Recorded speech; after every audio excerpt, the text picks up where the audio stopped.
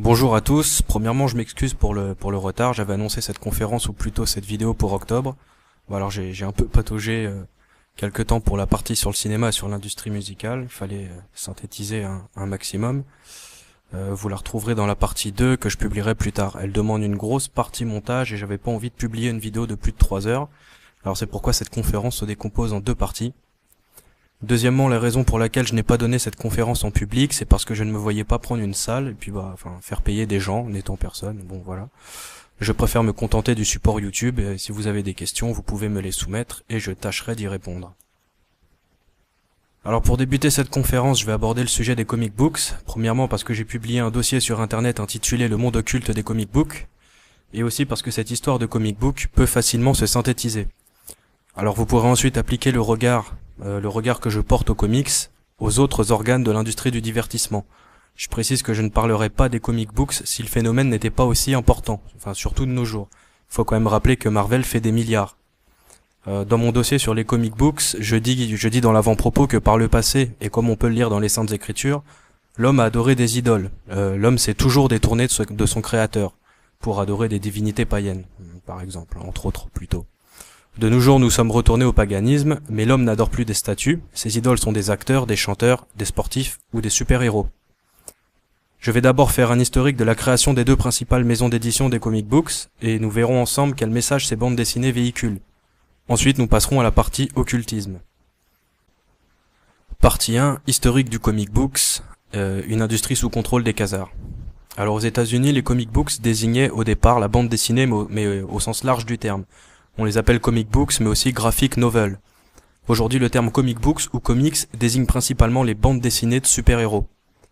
L'histoire des comics débute à la fin des années 1930 et au début des années 1940, pour ensuite connaître un essor fulgurant après-guerre. La première maison d'édition de super-héros, c'est DC Comics. C'est la maison qui regroupe Batman, Superman, Wonder Woman, etc. Elle est le fruit de l'union de deux juifs immigrés de l'Europe de l'Est, Harry Donenfeld et Jack Lebowitz, avec l'ancien major de l'armée américaine Malcolm Wheeler Nicholson. Tous étaient des éditeurs de graphic novels, ou donc de comic books, des histoires d'aventuriers, de détectives. Par exemple, c'est l'époque de Flash Gordon.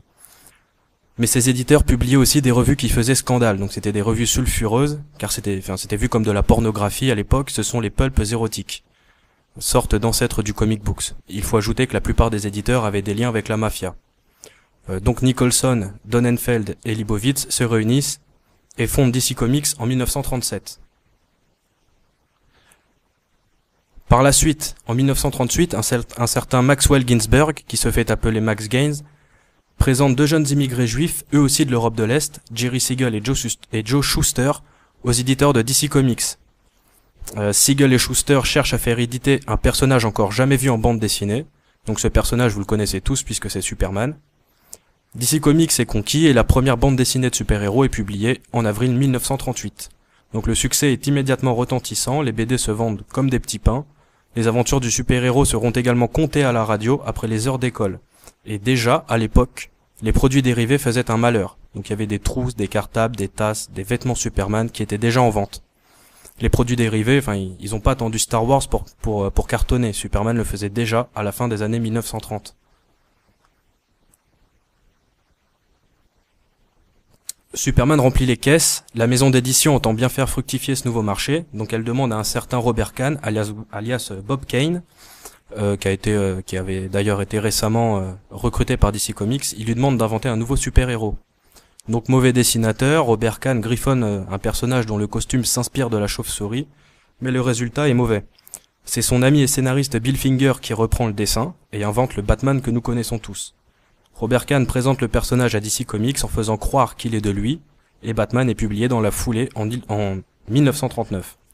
Aujourd'hui, le nom de Bill Finger est de temps en temps associé à celui de Bob Kane en tant que créateur de Batman. Bon, ça reste assez rare. À l'époque, Robert Kahn avait fait son possible pour que seul son nom soit crédité. Mais comme tout le monde sait que Batman a été plus ou moins volé à Bill Finger et que les lecteurs s'indignaient de ne pas voir son nom, il est de temps en temps crédité comme créateur du personnage. Mais c'est Bob Kane qui s'est fait une sacrée fortune grâce à Batman. Il est dépeint comme un personnage assez curieux d'ailleurs, qui ne voulait surtout pas se faire appeler Robert Kahn. Il voulait appartenir à la haute société, fréquenter l'élite, le tout New York blanc.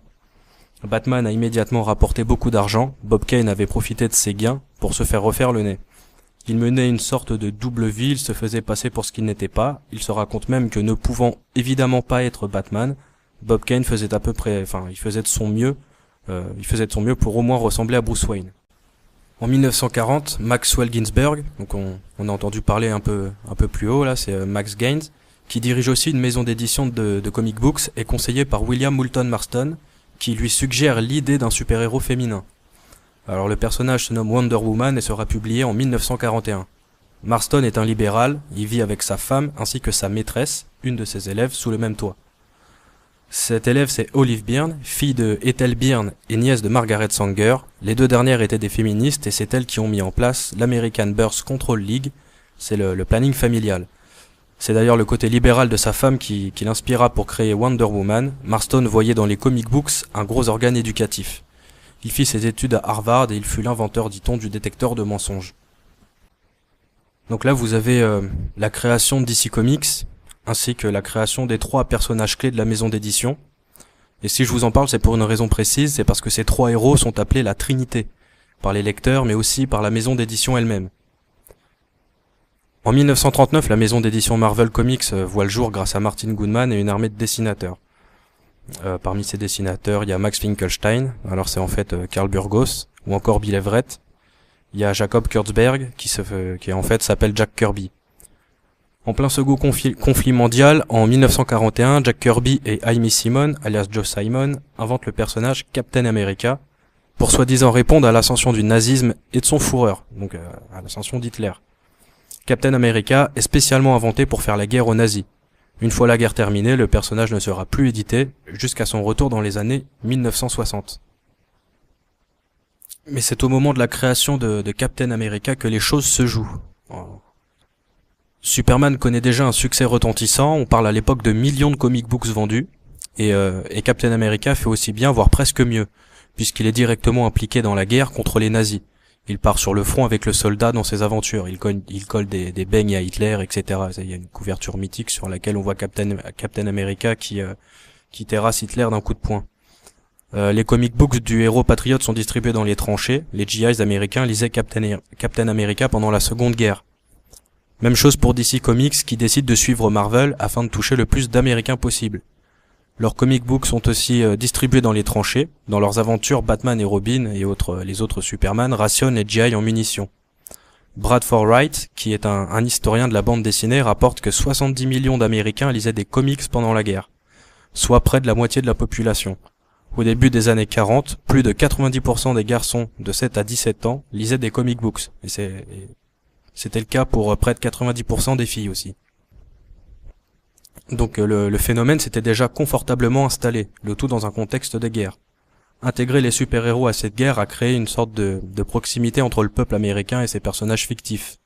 Il suffit de jeter un œil à l'histoire de l'Amérique. Superman, par exemple, est considéré comme faisant partie de la culture des États-Unis. C'est assez incroyable, mais c'est comme ça.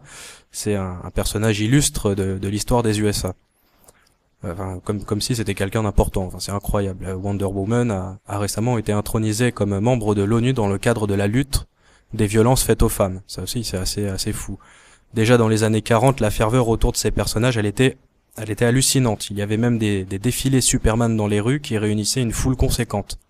D'ailleurs, dans une convention autour des comic books à laquelle Grant Morrison participait, un membre du public lui a demandé si Superman est Dieu. Ce à quoi Morrison a répondu: oui, Superman vous aime, cela ne vous plaît donc pas. Ce Dieu prend beaucoup plus d'initiative. Donc les super-héros sont vénérés aux États-Unis. En Europe aussi. C'est quand même plus aux États-Unis. Il suffit de s'intéresser au rassemblement annuel autour des comics, le Comic Con de New York. Il y en a à Paris, etc. Un peu partout. Vous pouvez aussi vous intéresser aux chiffres qu'ils font. C'est un marché extrêmement lucratif. Marvel engrange des milliards de dollars. Avec ses films, les Captain America, Avengers, etc., ils ont récolté 10 milliards de dollars. Après la guerre et durant les années 50, les comics connaissent une chute de leurs ventes. D'une, parce que les éditeurs ils faisaient n'importe quoi. Il y avait une profusion de super-héros, c'était absolument n'importe quoi. Et de deux, parce qu'un livre scandale fait son apparition et il critique vivement les comic books. C'est le livre du docteur Frederick Wertham, Seduction of the Innocent. Il critique la violence dans les comic books, la sexualité qui est omniprésente. Les dessinateurs n'ont pas attendu les années 2000 pour inventer des personnages féminins avec des tenues légères. Dès le début, les héroïnes étaient presque nues. Il note aussi des références homosexuelles dans des publications comme Batman. Le livre fit un scandale et une censure se met en place, qui se nomme le Comic Code Authority, qui a donc pour but d'imposer des règles aux éditeurs. Mais une révolution pointe le bout de son nez. Premièrement, ce grand combat contre le racisme afin de promouvoir l'idée d'une société multiculturelle, et le combat contre les drogues, alors que parallèlement les drogues affluent dans les rues des USA, drogues qui arrivent d'ailleurs on ne sait pas trop d'où, enfin si on sait mais c'est pas le sujet. Et l'autre révolution est la révolution sexuelle, et toutes les dérives qui en découlent, le féminisme, les mouvements pro-gays, l'égalité des sexes, etc. Alors que le Comic Code Authority est censé contrôler les publications, des idées perverses de plus en plus prononcées sont disséminées dans les pages des comic books. L'homosexualité ainsi que la pédophilie, les relations libres, les super-héros en fait sont des libéraux. D'ailleurs les super-héros ne sont rien du tout parce que ce sont leurs auteurs qui le sont. Les éditeurs, scénaristes et dessinateurs de Superman n'hésitent pas à travestir un de leurs personnages célèbres, si vous connaissez les comics, c'est Jimmy Olsen, en 1960, et c'est à cette période que de nombreux personnages gays vont faire leur apparition. Ainsi que toute une série de comic books homosexuels distribués dans des magasins dont la clientèle, elle est uniquement gay. Dans les rues, les gens se plaignent du peu de représentation et donc de considération de la communauté gay, alors que parallèlement et dans le cas présent pour les comic books, une véritable propagande pro-gay est en marche. Et d'ailleurs, cette propagande n'est pas seulement véhiculée par les comic books, c'est au cinéma, dans les journaux, sur les plateaux télé, et jusqu'en France avec les Daniel Cohn-Bendit, etc. Si on réunit Marvel et DC Comics, on compte environ 9000 personnages de comic books, 4000 pour DC, 5000 pour Marvel, environ. Une centaine appartient à la communauté gay. Dans les comic books, il y a des mariages gays qui sont célébrés. L'univers Marvel et DC inclut des personnages homosexuels depuis les années 1960, voire avant en fait, mais c'est plus prononcé à partir des années 60.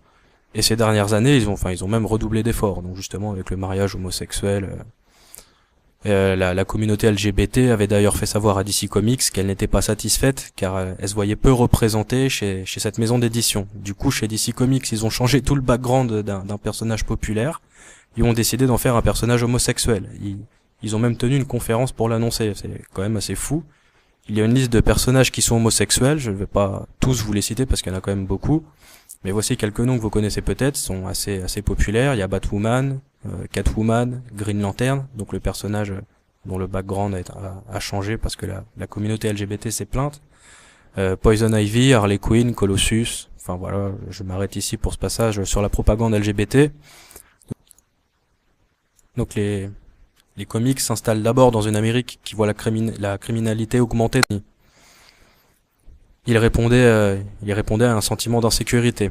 En période de guerre, les maisons d'édition ont la fabuleuse idée de continuer à éditer et de distribuer les comic books dans les tranchées et d'impliquer leurs héros dans les guerres. Après une petite période de flottement, les héros reviennent en force en jouant sur les combats sociaux, les revendications des minorités, et les premiers à le faire, c'est Marvel. Grâce, ou plutôt, d'ailleurs à cause de cet homme, Stanley Lieber, alias Stan Lee, qui décide au début des années 60 de changer la manière de narrer les aventures de super-héros. Au lieu de seulement raconter les aventures de Spider-Man, les scénaristes devaient également développer la vie civile du personnage. Donc Peter Parker a donc autant d'importance que Spider-Man, et il a des problèmes personnels qui sont traités et qui deviennent des éléments scénaristiques importants. Les lecteurs ne suivent plus les aventures d'un simple super-héros qui combat le crime ou les nazis.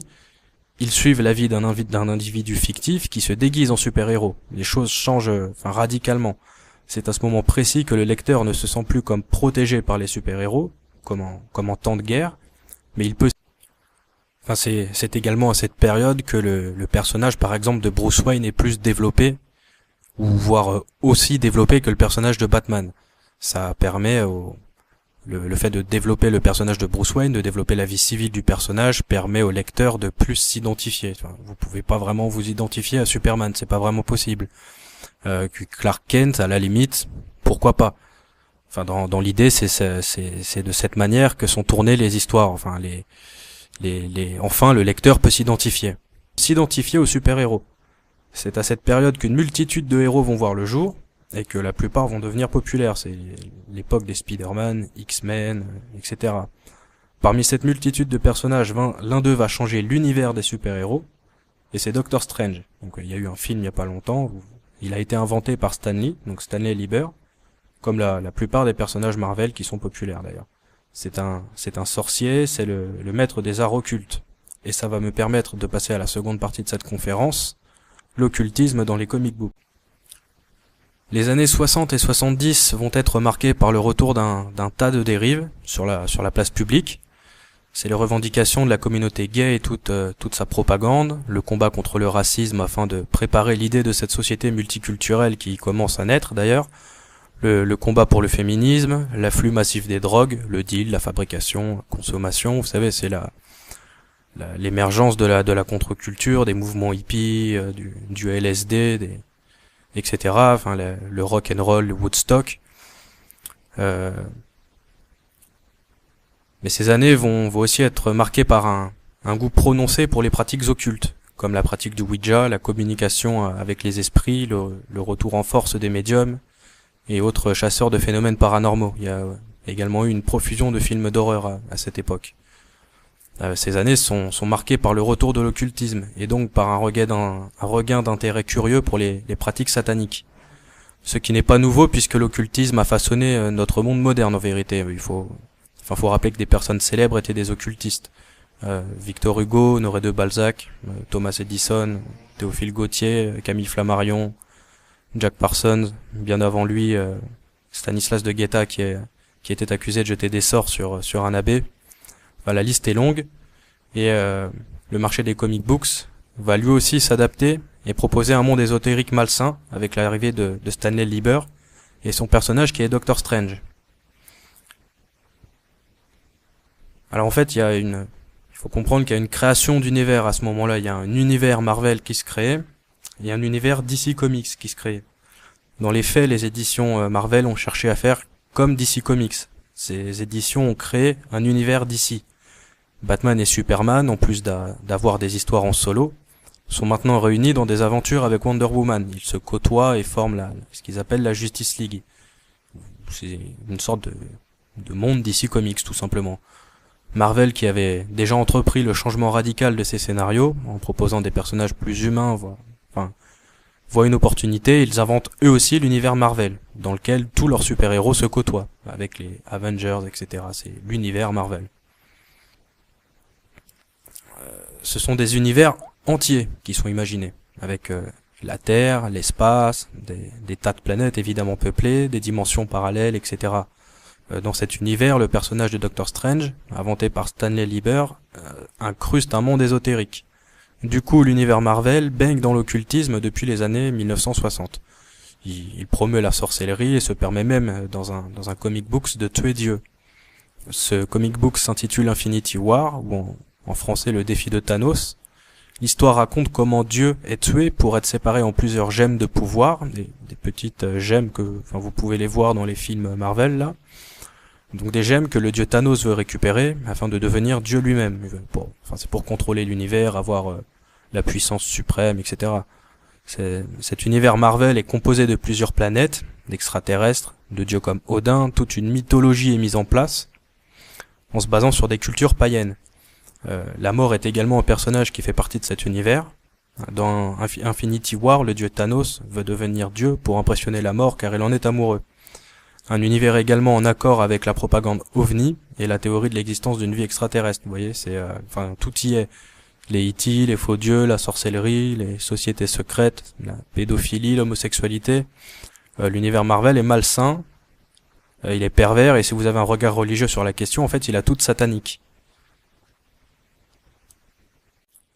Il suffit de parcourir les pages du comic books Doctor Strange pour voir le niveau un petit peu. Le comic book c'est empreint de Kabbale en fait, c'est plein de signes kabbalistiques. La Kabbale, vous savez, c'est la branche mystique du judaïsme. En fait, Doctor Strange est présenté comme c'est un personnage qui appartient à la société secrète des Illuminati, puis à d'autres sociétés secrètes, mais plus particulièrement des Illuminati dans les comic books. Donc c'est drôle de voir qu'ils existent aussi dans les pages de cette bande dessinée, quoique ça peut aussi nous discréditer sur la théorie du complot, hein, ils peuvent se moquer de nous en passant par là. Mais enfin voilà, le monde de Marvel baigne beaucoup dans la cabale. C'est quelque chose qui est très présent, et c'est pas étonnant quand on porte un regard à Stanley Lieber et à tous ces juifs khazars en fait qui sont derrière l'industrie des comic books. Hein. On a vu la création, on s'est pas vraiment arrêté sur l'identité des personnages, mais je suppose que vous avez parfaitement compris. Alors de plus, les origines des personnages renvoient bien souvent à des horreurs comme les traumatismes physiques et psychologiques des techniques de programmation mentale. Ces programmes qu'on appelle les programmes MK de l'armée ou de la CIA qui avaient pour but d'effacer la mémoire d'une personne en lui faisant subir des traumatismes physiques et psychologiques comme la torture, le traitement par électrochoc, la prise massive de drogue comme le LSD par exemple. Enfin, il faut vider la personne pour créer une sorte de formatage, comme on le ferait avec un disque dur, pour ensuite y mettre des nouveaux souvenirs, qui sont évidemment faux ou en partie, donc d'intégrer de nouvelles données dans le cerveau formaté.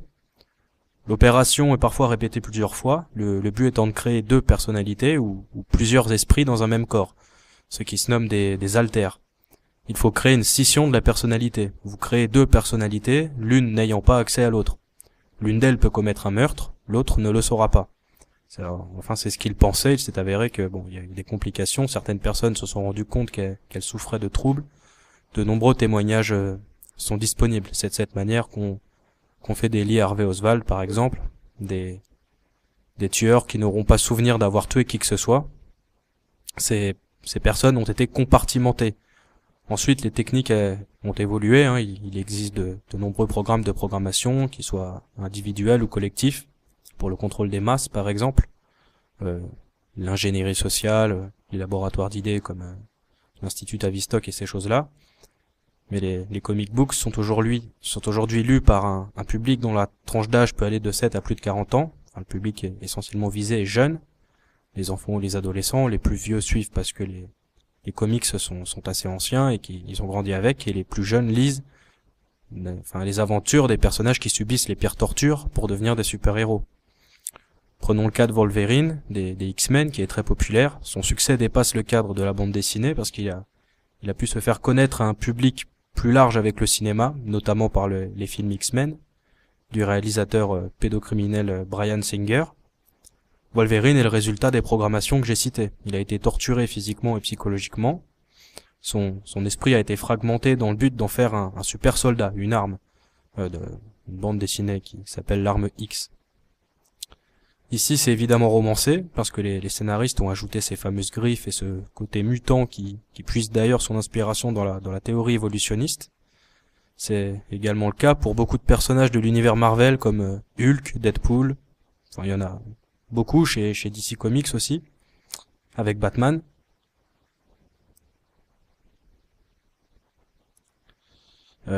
Batman est présenté comme un personnage souffrant de troubles dissociatifs de l'identité, qui appartient à une famille richissime depuis des générations, donc la famille Wayne, qui fait partie de l'élite, dont les membres sont francs-maçons.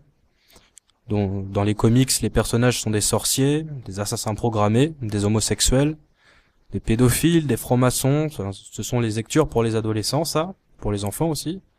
Je sais pas si vous avez vu le film Deadpool, sorti cette année au cinéma, mais le long métrage revient sur les origines du super-héros, sur la manière dont il devient Deadpool. C'est édifiant. Il parle clairement de chocs traumatiques, de torture physique. Même chose pour le film Suicide Squad, qui est sorti cet été, cette année-là, dans lequel le Joker, l'ennemi de Batman, explique les traitements qu'il subit dans l'asile d'Arkham. Il parle de séances pour lui effacer ses souvenirs, il dit qu'on essaie de faire de lui une bête, etc. Je vais vous lire un article qui vient du site MK Police, un site qui traite du contrôle mental. C'est le site de référence sur le sujet.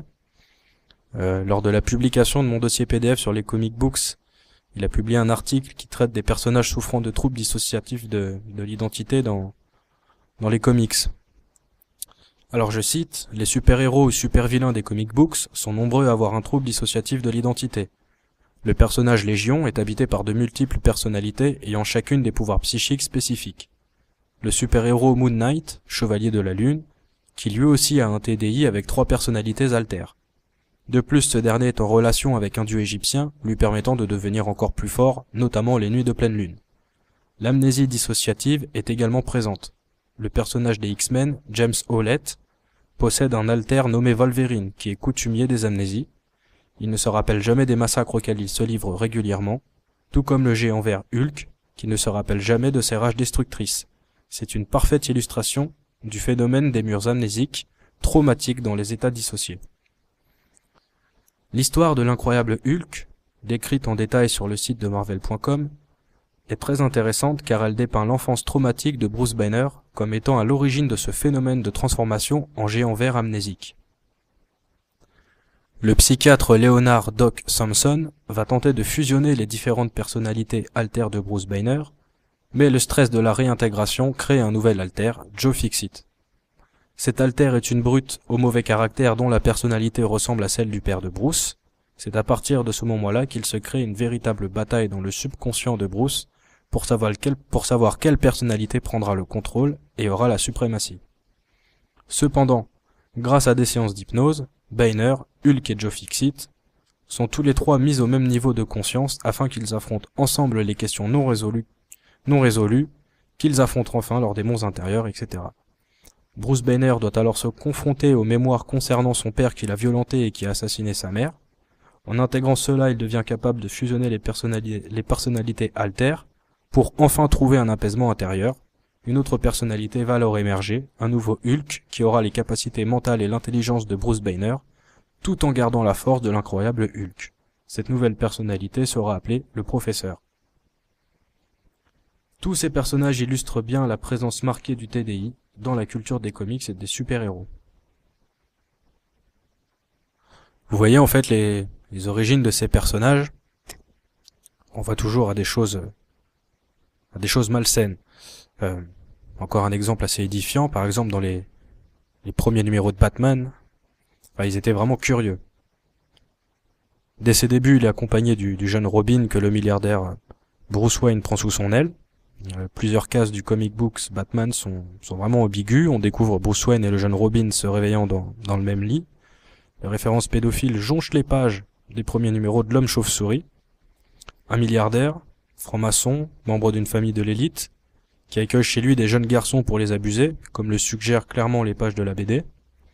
Il suffit par exemple de jeter un œil à l'affaire Jimmy Savile ou encore à celle du milliardaire pédocriminel Jeffrey Epstein, pour se rendre compte que ces pratiques décrites en filigrane dans Batman sont réelles chez certaines élites dans notre monde.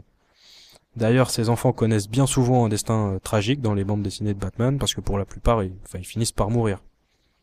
Si on prend le cas de Superman, vous avez le même problème. Il y a encore des origines assez curieuses. On nous vend un héros patriote qui combat le crime, mais en réalité, à l'exception des premiers numéros, et de quelques scènes dans les films, Superman ne s'attaque pas au crime organisé, ne sauve pas la veuve et l'orphelin. Enfin, il y passe pas son temps, en tout cas, il a mieux à faire. Il se bat contre des extraterrestres qui veulent sa mort, qui veulent détruire la Terre, mais en premier qui veulent sa mort. Alors Superman fut en réalité inventé en 1933, mais pas en 1938. Il était au départ un alien humanoïde chauve qui avait pour but de détruire la Terre. Jerry Siegel et Joe Shuster l'ont changé pour en faire le Superman que nous connaissons. C'était certainement plus vendeur. Alors pour restituer l'histoire de Superman, la planète Krypton est menacée de destruction. Avant que celle-ci n'explose, des jeunes parents envoient leur fils Kal-El sur Terre à bord d'un vaisseau. L'enfant est recueilli par un couple de fermiers du Kansas qui trouvent l'engin dans leur champ. Dans les premiers numéros, les parents adoptifs du jeune Kal-El, donc les parents terriens de Kal-El, s'appellent Mary Kent et Joseph Kent. Puis les noms changèrent après en Martha et Jonathan. Le jeune Kal-El est rebaptisé Clark par ses parents. Enfin, il lui demande d'ailleurs après de cacher ses pouvoirs car le monde n'est apparemment pas prêt à découvrir un être si extraordinaire avec des pouvoirs si grands. Mais à l'âge de 33 ans, il se révèle au monde entier en tant que Superman. D'ailleurs, Clark Kent prend le costume et devient Superman après un exil de quelques semaines, comme le Christ qui s'était retiré dans le désert. Alors Superman n'est pas Jésus, il n'est pas non plus Moïse, comme le disent certains. En fait, c'est plutôt un antéchrist. Son ennemi juré, sa némésis, se nomme Darkseid, qui vit sur une planète qui menace de détruire la Terre. Cette planète se nomme Apocalypse. Superman lutte contre l'apocalypse, en fait, le jugement qui doit s'abattre sur tous les hommes. Les références antichrétiennes de Superman qui remplace le Christ en tant que sauveur se retrouvent assez fréquemment dans les comics, ou même d'ailleurs dans les films qui sont sortis au cinéma. Si vous prenez le cas de Wonder Woman, c'est la fille d'une déesse qui se nomme Hippolyta. Si je me trompe pas, oui, c'est bien ça. Enfin, elle vient d'une planète peuplée uniquement par des femmes, dans lequel l'homme n'est pas nécessaire pour procréer. C'est une satire de l'Immaculée Conception. Ces origines malsaines se retrouvent chez tous les personnages de DC Comics. Exemple avec le personnage du Joker, qui a toujours été une énigme pour les lecteurs. Les scénaristes ne lui ont donné aucun nom, aucune origine. Il tue sans raison et son existence est due à celle de Batman. Depuis son apparition dans les années 1940, le Joker a souvent été tué par les scénaristes, mais il revient toujours à la vie. Enfin, dans les comics, tout le monde revient toujours. Ou plutôt, il réapparaît sans explication. Récemment, la toile internet s'était enflammée, car le nom du Joker devait être révélé dans un numéro du comic books Justice League. Alors Batman, considéré comme le plus grand détective du monde, n'ayant pas trouvé l'identité du Joker, il décide d'utiliser une entité à laquelle il est possible de demander n'importe quoi. Elle sait tout. Alors Batman lui demande donc la véritable identité du Joker, et l'entité répond qu'il n'a pas de nom. Mais elle lui révèle ceci, il existe une seule entité de Joker en 3 personnes. Donc le Joker est une seule entité, présente en 3 personnes. C'est une singerie de la Trinité. Vous voyez, ils sont toujours obligés de vicier quelque chose de religieux. S'ils utilisent Dieu, il est soit tué, soit personnifié sous la forme du Joker. Vous avez des satires de l'Immaculée Conception, des sorciers, des sociétés secrètes, des homosexuels, des pédophiles, des démons, j'en passe et des meilleurs. Enfin, vous avez là tous les ennemis de Dieu. D'ailleurs, chez les éditions DC Comics, Lucifer est un personnage à part entière, il a un comic book à son nom, ainsi qu'une série télé depuis peu. Les comics, la série de comics a été initiée par le juif Neil Gaiman, de l'Europe de l'Est, encore une fois. Voici en gros, parce que je synthétise, le monde des super-héros, bien loin de ce que l'on pourrait imaginer, car on nous vend des héros aux pouvoirs incroyables qui ne cherchent qu'à éradiquer le mal, mais derrière ces fausses bonnes intentions se cachent des origines malsaines et une propagande révolutionnaire qui cherche à pervertir le lecteur.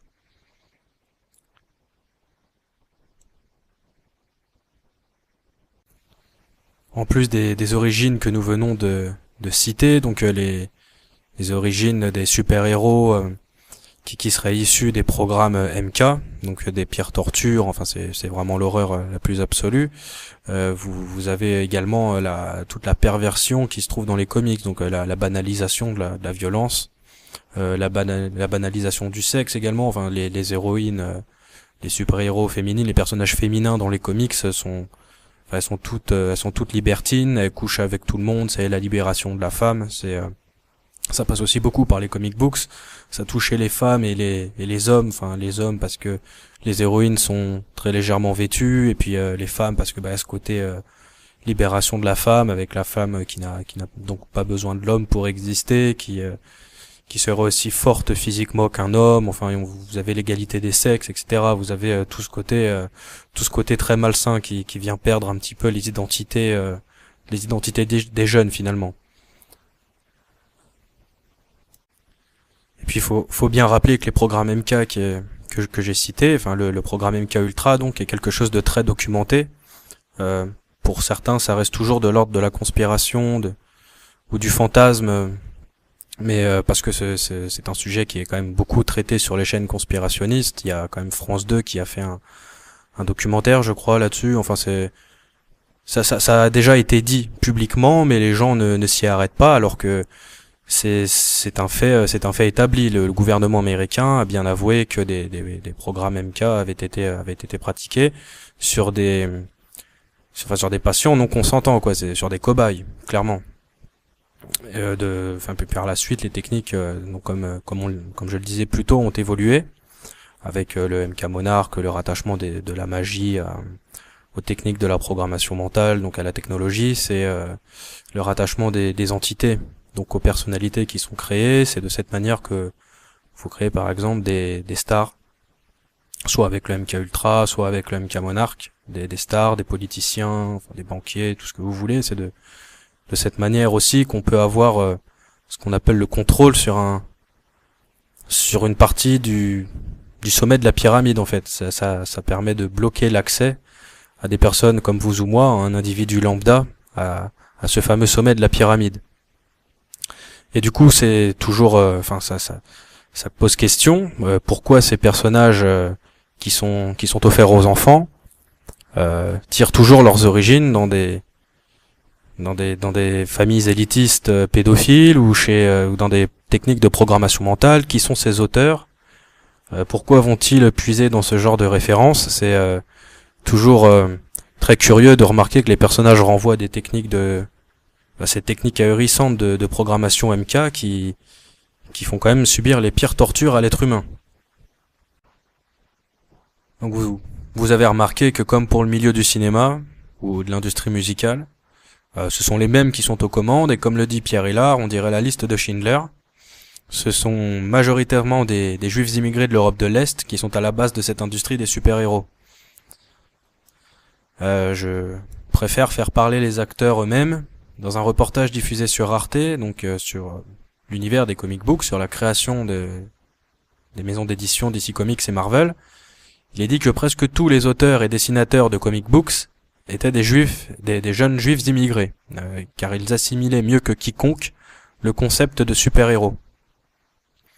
Ils se donnaient même des pseudonymes pour avoir une façade non juive, parce que c'était, vraiment, c'est ce qui est dit dans le reportage. Les auteurs de comic books et les dessinateurs étaient majoritairement des juifs immigrés de l'Europe de l'Est. Je disais tout à l'heure que Superman est plus l'antéchrist que le Christ, et ça se vérifie de par ces auteurs qui se disent juifs. Comme vous le savez, les juifs attendaient le Messie, un Messie politique, et Jésus-Christ est arrivé. Il a bien expliqué que son royaume n'était pas de ce monde, et qu'il venait rompre avec les anciennes lois. Donc vous connaissez l'histoire, le Christ a été crucifié, certains ont compris leur erreur, et d'autres attendent encore un Messie. Superman est une sorte de nouveau Messie pour les juifs messianistes, en tout cas pour la partie des bandes dessinées, c'est ce qui revient en tout cas dans le fond à un antéchrist. Donc vous pouvez chercher, la plupart des auteurs et dessinateurs de comic books sont des juifs de l'Europe de l'Est, même si de nos jours c'est un peu plus diversifié, société multiculturelle oblige. Les personnages illustres de l'industrie du comics à retenir sont Maxwell Ginsberg, qui se faisait appeler Max Gaines, qui est considéré comme le père du comic books, Harry Donenfeld, Jack Leibowitz, les créateurs des éditions DC Comics, Jerry Siegel et Joe Shuster, les créateurs de Superman, Martin Goodman et son armée de dessinateurs, Jacob Kurtzberg, donc Jack Kirby, Joe Simon, Max Finkelstein et compagnie. Vous regardez sur Wikipédia, c'est assez incroyable, la liste de noms est exhaustive. Vous avez Robert Kahn, alias Bob Kane, donc le créateur de Batman, Stanley Lieber, donc qui est un personnage très important au sein de l'industrie Marvel. Et vous avez deux auteurs plus actuels, qui ne sont pas juifs, mais qui sont à la base de nombreux succès, mais qui ont une particularité en commun, c'est d'être des sorciers, des occultistes, des satanistes tout simplement. Ce sont Alan Moore et Grant Morrison. Donc comme je disais, ces deux auteurs en plus d'être des auteurs à succès, ont cette particularité en commun, c'est qu'ils sont des sorciers et qu'ils en parlent librement. Vraiment, vous pouvez retrouver leurs déclarations, c'est sur YouTube. Grant Morrison est un auteur de comic book d'origine écossaise, qui a commencé à pratiquer la sorcellerie à l'âge de 19 ans, après que son oncle lui ait offert un grimoire d'Aleister Crowley. Donc on parle du livre de Thoth. Par la suite, il s'est spécialisé dans la magie dite du chaos, qui est une sorte de mouvement anarchique, magique mais anarchique, qui utilise des sceaux qui sont destinés à contenir et à faire naître des intentions chez le lecteur, chez l'auditeur. Ça dépend de la manière dont est utilisée la magie. Cette magie, elle brise en fait les liens que peut avoir un cercle magique occulte habituel avec les traditions. C'est quelque chose d'assez nouveau qui utilise l'utilisation des marques, d'un logo, d'un dessin. Donc la magie du chaos, c'est quelque chose d'assez récent, mais qui comporte enfin qui comprend quand même des rituels d'invocation d'entités, donc des démons. Et Grant Morrison a avoué au cours de différents entretiens pour les besoins d'un reportage ou au détour d'une interview avec un média qu'il avait déjà invoqué des esprits, plus particulièrement afin de l'aider à écrire ses histoires pour les comic books. Il raconte donc qu'il a été possédé par l'un d'eux. Vous pouvez trouver ses déclarations dans son livre autobiographique, ainsi que dans un reportage qui lui est destiné, qui est disponible sur YouTube. Cet homme a rédigé ses scénarios de comic books sous emprise démoniaque. Enfin, ce sont clairement ses mots.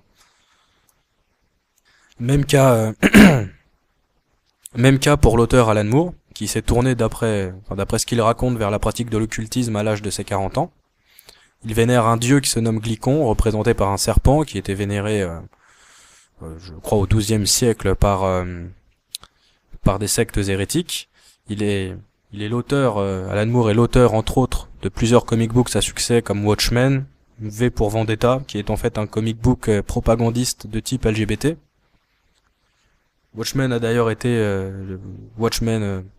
adapté au cinéma par le réalisateur Zack Snyder, qui a par la suite réalisé le film Superman Man of Steel et plus récemment Batman v Superman pour l'officine Warner Bros.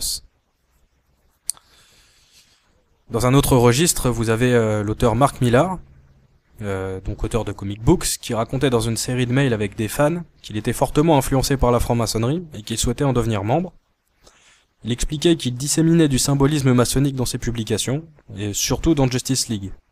Donc la Justice League, c'est l'équipe, on pourrait même dire la société secrète, en fait, qui réunit Batman, Superman, Wonder Woman, il y a Green Lantern et celui qui court vite, la Flash. Donc pour les points communs avec la franc-maçonnerie et le symbolisme dans les comic books, le premier élément flagrant, c'est ce concept de surhomme, d'hommes au-dessus des autres qui se réunissent secrètement pour changer le monde. C'est le but de la Justice League, mais aussi celui de la franc-maçonnerie. Deuxièmement, les francs-maçons n'aiment pas trop faire savoir qu'ils le sont. Même si de nos jours, les frères Latruelle sont un peu plus ouverts sur la question, surtout grâce à Internet, enfin il faut le dire. Comme les francs-maçons qui se réunissent secrètement, donc les super-héros n'aiment pas révéler leur identité. Ils se cachent sous des costumes, sous leurs masques, etc. Troisièmement, les membres de la Justice League intègrent l'équipe après être passés par un rituel. Donc comme doit le faire un profane qui veut rejoindre la maçonnerie. Il doit passer par un rituel. Certaines pages de bande dessinée sont vraiment édifiantes.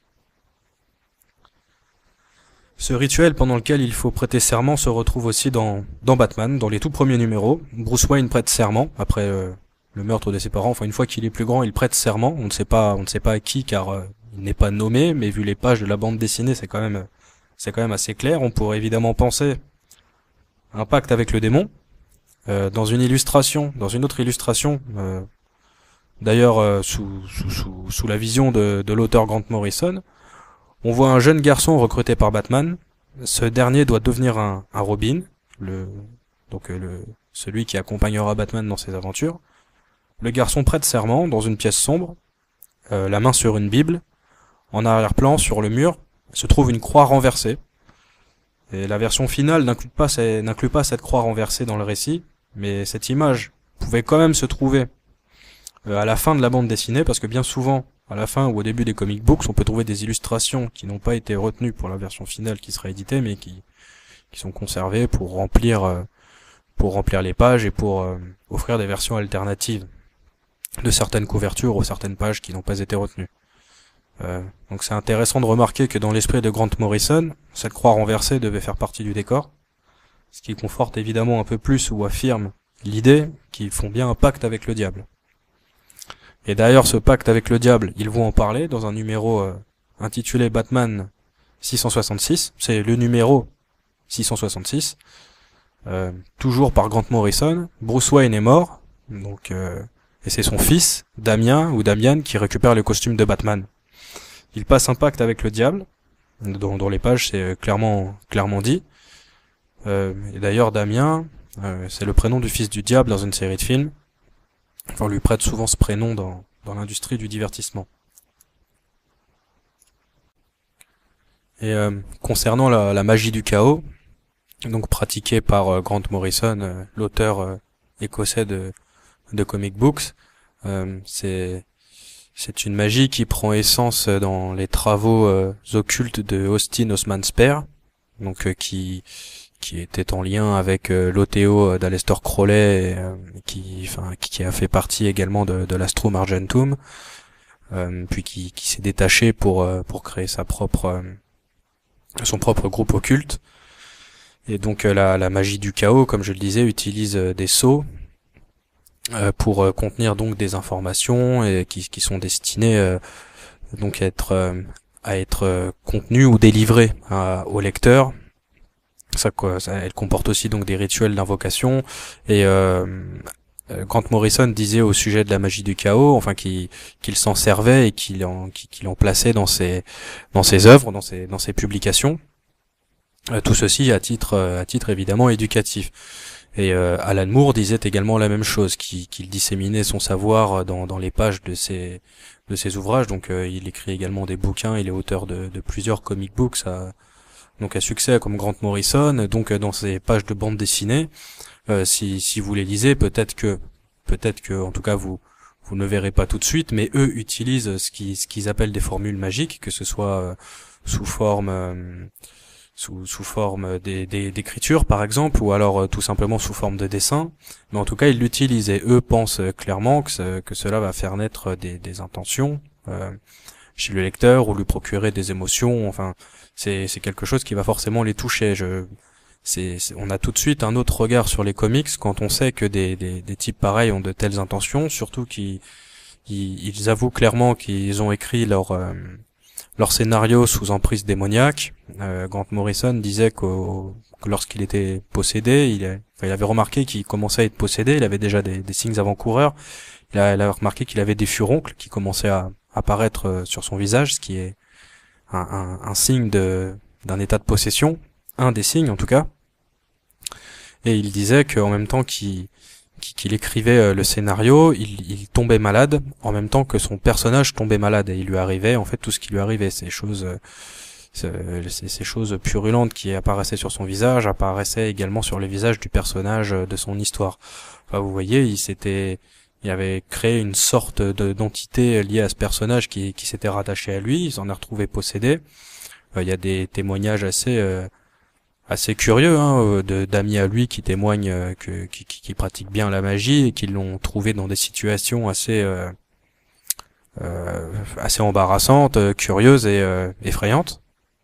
Donc voilà, vous voyez, tout ça est disponible, ça reste toujours encore une fois, ça pose question parce que ces auteurs écrivent quand même des bandes dessinées qui sont destinées donc comme on le dit depuis le début de la conférence, qui sont destinées aux enfants et aux adolescents, même s'il est vrai que ça touche aussi un public adulte. Alan Moore déclarait au sujet des comic books que c'était un des meilleurs moyens de faire passer un message. Alors après, il ajoutait que c'était pas ses mots à lui, mais que c'était le Pentagone qui disait ça. Alors personnellement, j'ai pas réussi à retrouver la déclaration de quelqu'un du Pentagone qui disait que les comic books c'était un excellent moyen de faire passer un message, même si je doute pas qu'il est un parfait organe de propagande. Mais ceci étant, pendant un moment, le Pentagone avait mis en place un programme qui visait à soigner les traumas des soldats qui revenaient de la guerre avec les comic books, donc avec des comic books spécialement édités pour l'armée, donc. Et Alan Moore, tout comme Grant Morrison, disait aussi qu'il disséminait son savoir sur la magie dans ses œuvres, donc qu'il s'en servait qu'il s'en servait tout simplement pour pouvoir lui aussi peut-être faire naître des intentions. Et il déclarait justement à propos de la magie que c'était de l'art. Par exemple, dans une de ses interviews, il déclare, je cite, « Dans ses formes primitives, on parle souvent de la magie comme de l'art. Je crois que c'est totalement littéral, je crois que la magie est l'art, et que l'art, que ce soit l'écriture, la musique, la sculpture ou toute autre forme, est littéralement de la magie. L'art comme la magie est la science de manipuler les symboles, les mots ou les images, pour en arriver à des changements dans votre conscience. Le langage même de la magie semble être tout autant dans la parole que dans l'écriture, que dans les événements surnaturels. Un grimoire, par exemple, un livre de sortilège, est simplement une manière sophistiquée de dire grammaire. En fait, jeter un sort est simplement épeler, manipuler les mots pour modifier la conscience des gens.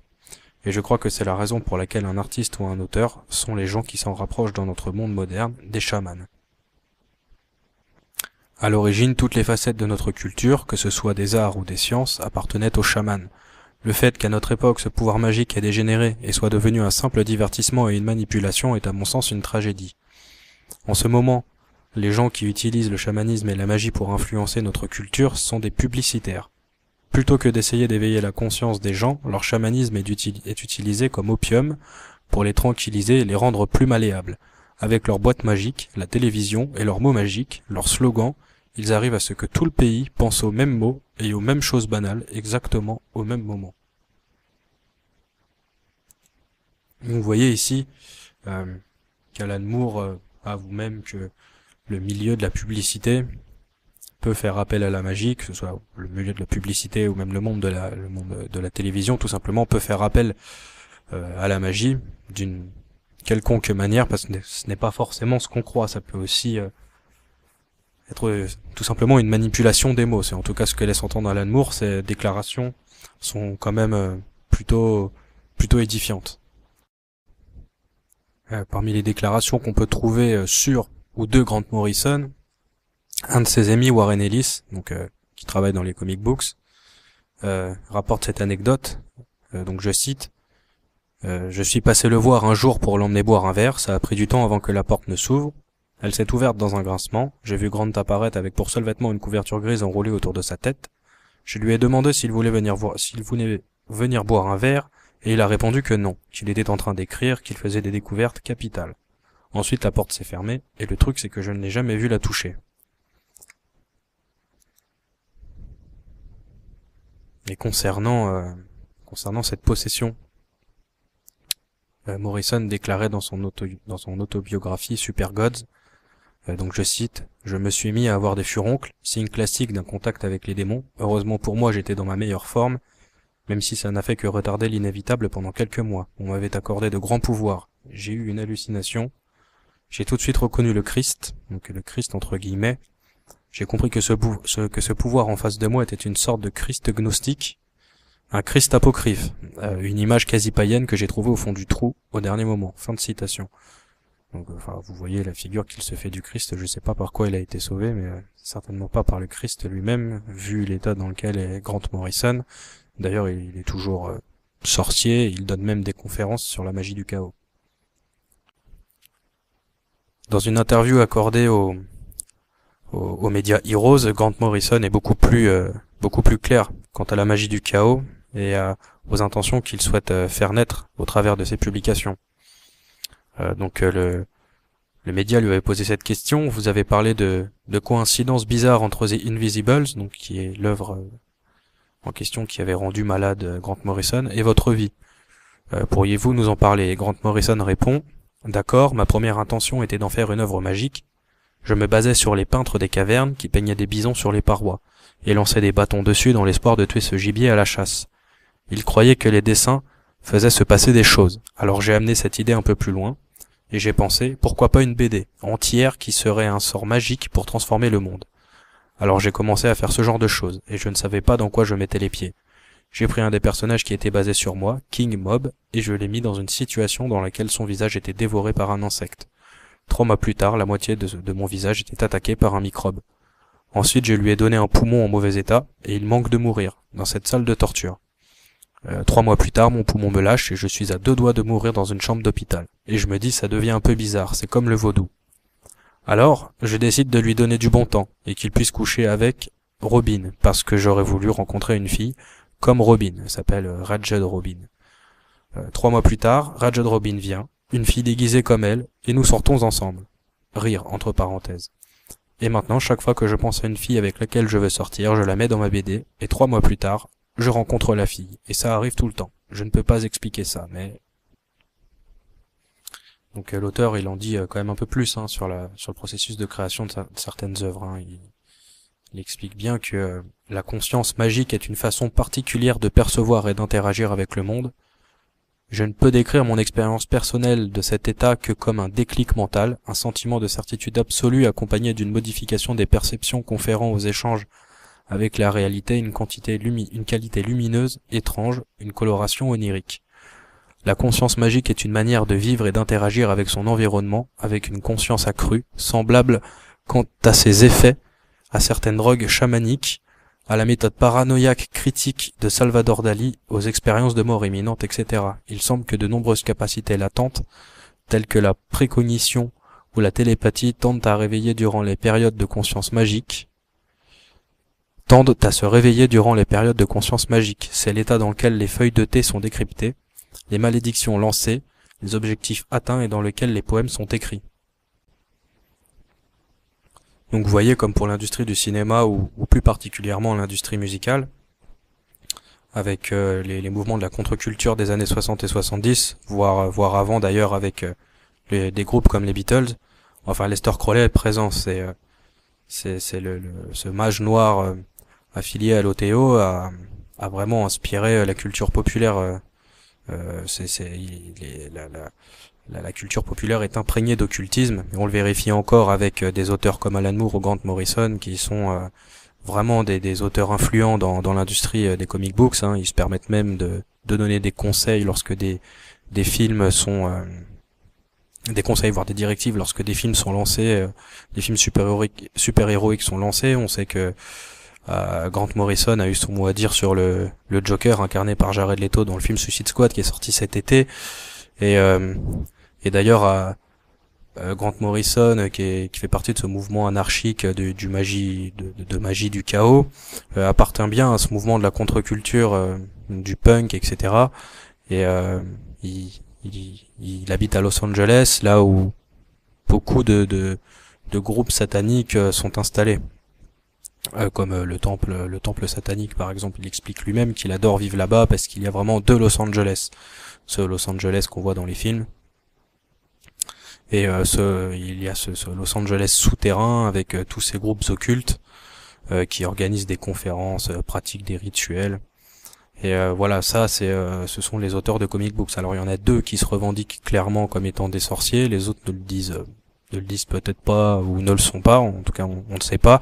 Mais enfin, quand on sait que Stan Lee a amené tout un univers ésotérique très kabbalistique, quand même assez pointilleux via Doctor Strange, on est quand même en droit de se demander si d'autres auteurs ne sont pas des occultistes qui proposent donc des œuvres magiques et sataniques dans lesquelles des idées révolutionnaires sont prônées aux enfants.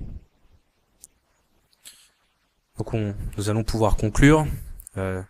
Nous avons vu ensemble que cette industrie sous domination des Khazars, juifs ashkénazes, s'est d'abord imposée dans un contexte de guerre avec le second conflit mondial, qui débutait alors que les super-héros, eux, apparaissaient. Ils ont accompagné cette guerre, donc nous l'avons vu avec Captain America, etc. Puis nous avons vu que les comic books ont su se réinventer, d'abord par la manière dont étaient traités les scénarios, avec cette façon de développer le côté civil des super-héros, développer autant Bruce Wayne que Batman, Peter Parker que Spider-Man, Tony Stark autant que Iron Man. Donc tout ça dans les années 60, en intégrant ce retour de l'occultisme et en jouant sur les combats sociaux. Véhiculer des messages révolutionnaires, et, tout en étant un organe de propagande, nous l'avons vu, pour le féminisme, les mouvements pro-gays, etc., l'égalitarisme, enfin toutes ces bêtises. Nous avons vu aussi que certains des auteurs de cette industrie donc ne cachent pas qu'ils pratiquent des rituels magiques et qui disséminent donc leur magie dans leurs publications. Les histoires racontent les aventures de personnages, de héros qui sont pédophiles, homosexuels, francs-maçons, membres de sociétés secrètes, des sorciers. Ces lectures sont destinées en premier lieu aux jeunes, ce qui d'abord est très très grave. C'est d'ailleurs aux parents qui est destiné cette conférence plus qu'aux catholiques convaincus. Si vous avez déjà à peu près tout compris, évidemment cette conférence ne vous regarde pas, elle est faite pour avertir.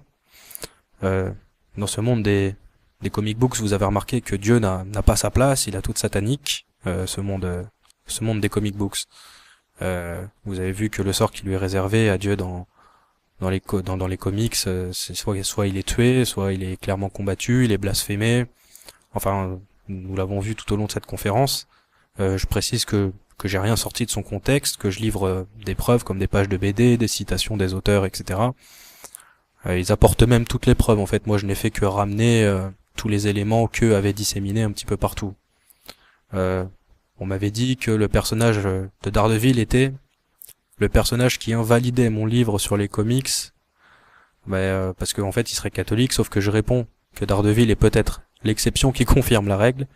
Enfin, pour ceux qui savent pas, donc comme je le disais, c'est un héros populaire de comic books dont les aventures sont en ce moment adaptées en série TV. Et le personnage civil, donc Matt Murdock est avocat, et la nuit il est Daredevil. Et c'est un personnage catholique qui se déguise en démon la nuit pour faire régner la justice. Bon, il y a quand même déjà un petit souci. C'est un peu le Batman des éditions Marvel. Alors soit il est l'exception qui confirme la règle, soit Daredevil n'a finalement rien de catholique. Que penser d'un catholique qui se déguise en démon la nuit pour cogner sur des gens parce qu'il a des problèmes existentiels? Enfin, je sais pas trop. Bon, enfin, c'est un détail qui n'a pas vraiment son importance et qui en rien n'invalide le côté anti-chrétien des comic books. Hein. Je crois que j'ai livré assez d'éléments, et même si vous n'avez pas de regard religieux sur la question, vous avez quand même assez de preuves pour penser que les comic books sont malsains et que ils sont pas à mettre entre toutes les mains. Hein. Vous voyez, il y a des pactes avec les démons, la magie, donc la communication, ça comprend aussi la communication avec les esprits, est prôné, c'est même une solution. Enfin, il n'y a rien de sain dans les comic books, ce n'est pas à mettre entre les mains de tous les enfants. Je pense avoir livré assez d'éléments sur cette conférence, sinon vous pouvez toujours vous reporter à mon dossier PDF de 114 pages, le monde occulte des comic books, qui est disponible gratuitement sur Internet. Ensuite, nous allons porter le même regard critique sur l'industrie du cinéma et sur l'industrie musicale. Alors, le but étant toujours de synthétiser, mais on pourrait y passer des heures quand même, parce que ça reste vraiment un gros morceau. Le cinéma et la musique, c'est autre chose que les comics, qui était facile à synthétiser. Je voulais aborder tout le côté ingénierie sociale, mais ça rallonge encore plus. Et d'autres le font bien mieux que moi, donc ça sert à rien. Vous avez par exemple les travaux de Lucien Cerise, ou d'excellentes émissions de Méridien Zéro sur l'Institut Tavistock, par exemple. Alors vous verrez, une fois que vous êtes détaché des idées révolutionnaires, ou que vous avez compris certaines choses que les horribles conspirationnistes dénoncent, vous verrez qu'une autre grille de lecture s'offre à vous, et ce nouveau regard permet de mieux cerner la propagande, par exemple dans un film, ou dans une chanson, dans une bande dessinée, enfin bref. Pardonnez-moi, je suis embêté par le chat. Alors, donc ce nouveau regard permet de mieux cerner la propagande disséminée, par exemple dans un film, dans une chanson, ou dans un bouquin, dans une bande dessinée. Alors, très vite, et là je fais le lien avec le documentaire d'Hervé Ryssen, et c'est pour introduire la partie 2 de cette conférence qui arrivera plus tard. Donc le documentaire Satan Hollywood d'Hervé Ryssen montre bien que très vite on se rend compte que les films promeuvent les mêmes idées révolutionnaires que dans les comic books.